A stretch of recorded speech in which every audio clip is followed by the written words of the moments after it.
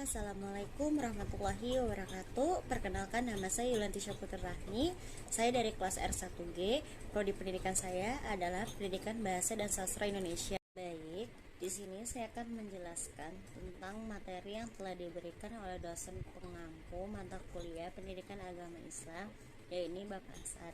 Yang pertama, mampu menjelaskan tentang akhlak, dan yang kedua, mampu menjelaskan sumber-sumber ajaran agama Islam, dan yang ketiga, mampu menjelaskan toleransi antar umat beragama, dan yang keempat, mampu menjelaskan Islam dalam politik. Pertama adalah pengertian akhlak dan ruang lingkup akhlak. Apa sih akhlak itu? Akhlak secara etimologis, kata akhlak berasal dari bahasa Arab akhlak dalam bentuk jamak, sedang mufradnya adalah kuluk, yang dalam kamus Munjid berarti budi pekerti, perangai, atau tingkah laku. Akhlak bersinonim dengan etika dan moral. Secara terminologis ada beberapa definisi tentang akhlak, diantaranya sebagai berikut. Yang pertama, menurut Al-Ghazali, beliau mengatakan dalam akhlak adalah sifat yang tertanam dalam jiwa yang menimbulkan perbuatan-perbuatan dengan gampang dan mudah tanpa memerlukan pemikiran dan pertimbangan. Dan yang kedua, Ibrahim Anis, beliau mendefinisikan akhlak sebagai sifat yang tertanam dalam jiwa yang dengannya lahirlah macam-macam perbuatan, baik atau buruk tanpa membutuhkan pemikiran dan pertimbangan. Dan yang ketiga, Abdul Karim Zaidan, beliau mengatakan akhlak adalah nilai-nilai dan sifat-sifat yang tertanam dalam jiwa yang dengan sorotan atau timbangan seseorang dapat menilai perbuatan baik atau buruk untuk kemudian memilih melakukan atau meninggalkannya.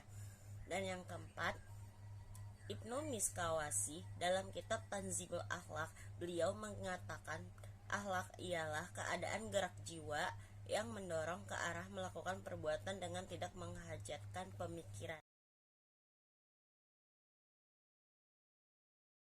Dari beberapa definisi di atas dapat diambil kesimpulan bahwa akhlak merupakan suatu perbuatan atau perilaku seseorang yang dilakukannya dengan spontan tanpa melalui sebuah pertimbangan dan pemikiran sebelumnya.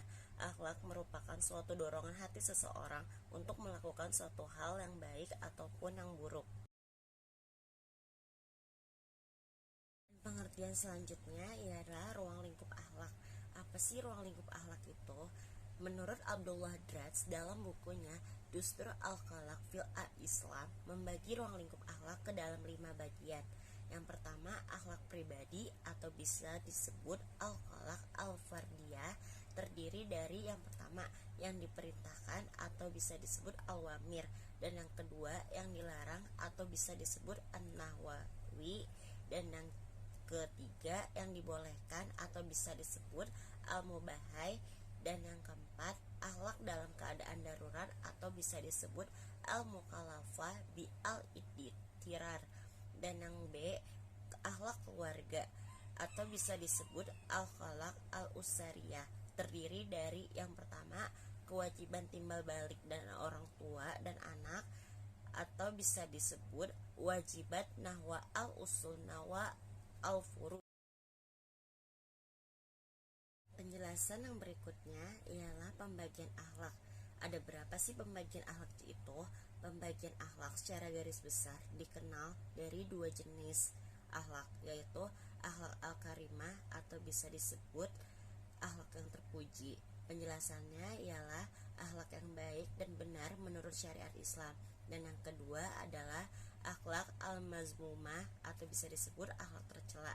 Penjelasannya ialah akhlak yang tidak baik dan tidak benar menurut syariat Islam. Dan pembahasan terakhir ialah pembinaan akhlak. Apa sih pembinaan akhlak itu? Pembinaan akhlak merupakan suatu usaha, tindakan, dan kegiatan yang dilakukan melalui usaha sendiri dalam rangka mengembangkan akhlak para anak didik agar mereka mempunyai akhlak yang mulia dan memiliki kebiasaan yang terpuji, atau dengan kata lain, anak didik diharapkan bisa menjadi pribadi yang berakhlakul karimah. Penjelasan berikutnya ialah materi dari Al-Quran, isi dan sistematisnya. Apa sih Al-Quran itu? Al-Quran berasal dari bahasa Arab yang artinya bacaan atau himpunan. Al-Quran berarti bacaan, karena Al-Quran merupakan kitab yang wajib dibaca dan dipelajari, dan berarti himpunan karena Al-Quran merupakan himpunan firman-firman Allah SWT, atau bisa disebut wahyu. Menurut istilah, Al-Quran adalah kitab suci umat Islam yang berisi firman-firman Allah SWT yang diwahyukan dalam bahasa Arab kepada Rasul dan Nabi terakhir, Nabi Muhammad SAW, yang membacanya adalah ibadah. Al-Quran adalah sumber ajaran agama Islam yang pertama dan utama, yang memuat firman-firman atau wahyu Allah yang disampaikan oleh malaikat Jibril kepada Nabi Muhammad SAW sebagai Rasul sedikit demi sedikit selama 22 tahun, 2 bulan, 22 hari. Mula-mula di Mekah, kemudian di Madinah. Ayat-ayat Al-Quran yang diturunkan selama lebih kurang 23 tahun itu dapat dibedakan antara ayat-ayat yang diturunkan kepada Nabi Muhammad SAW masih tinggal di Mekah sebelum hijrah, dengan ayat yang diturunkan setelah Nabi Muhammad SAW hijrah atau pindah ke Madinah. Al-Quran terdiri dari 30 juz dan 114 surah, atau bisa disebut 89 surah Makkiyah dan 25 surah Madaniyah, 6.236 ayat, atau bisa disebut 4.726 ayat dari surah Makkiyah dan 1.510 ayat dari surah Madaniyah. Ayat-ayat yang diturunkan ketika Nabi Muhammad masih berdiam di Mekah disebut ayat-ayat Makkiyah, sedangkan ayat-ayat Nabi yang sesudah beliau turun di Madinah dinamakan adalah ayat-ayat Madaniyah. Berikutnya adalah as-sunnah. Apa sih as-sunnah itu? As-sunnah menurut para fuqaha adalah suatu perintah yang berasal dari Nabi Muhammad SAW, namun tidak bersifat wajib. Sunnah adalah satu dari hukum fikih yang 5, yaitu wajib, sunnah, haram, makruh, dan mubah.